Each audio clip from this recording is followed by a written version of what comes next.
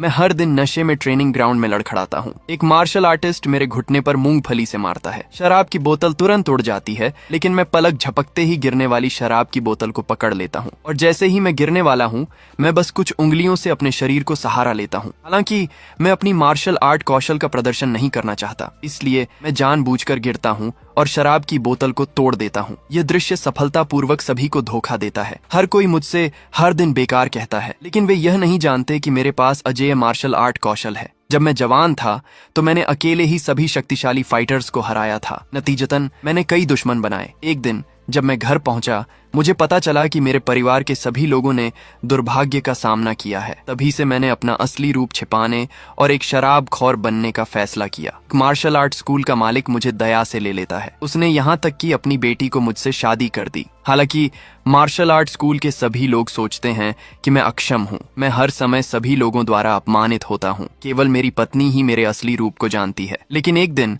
Martial art school का दरवाजा जोर से टूट जाता है। एक समूह के लोग स्कूल को चुनौती देने के लिए आता है। वे स्कूल से सब कुछ छीनना भी चाहते हैं। प्रतिद्वंद्वी जमीन पर 3 धूप की बत्तियां रखता है। अभिमानी होकर वह दावा करता है कि वे धूप जलने से पहले हर किसी को गिरा देंगे। हर कोई बहुत क्रोधित है। मैं देखता हूँ कि एक दीक्षांतविद पहले आगे बढ़ जाता है। हर कोई उसकी बहादुरी के लिए चिल्लाता है और उसका समर्थन करता है। वे दृढ़ता से मानते हैं कि वह जीतेगा, लेकिन मैं अपना सिर हिलाता हूँ और कहता हूँ कि वह जल्द ही हार जाएगा। निश्चित रूप से जैसे ही मैंने सोचा, प्रतिद्वंद्वी केवल थोड़ा सा बल लगाकर उसे तुरंत रिंग से बाहर कर देता है। मार्शल आर्ट स्कूल की गरिमा को बहाल करने के लिए वरिष्ठ दीक्षांतविद रिंग में कदम रखने का फैसला करता है, ताकि प्रतिद्वंद्वी की मार्शल आर्ट का अनुभव किया जा सके। मुझे लगता है कि वरिष्ठ दीक्षांतविद में कई कमियां हैं। जल्द ही प्रतिद्वंद्वी उसकी बांह पकड़कर उसे आगे बढ़ने से रोकता है। उसकी शरीर में दर्द से वरिष्ठ दीक्षांतविद लगातार चिल्लाता है। ठीक उसी समय जब प्रतिद्वंद्वी अंतिम हमला करने वाला है, तो अप्रत्याशित रूप से मेरी पत्नी अचानक आगे बढ़कर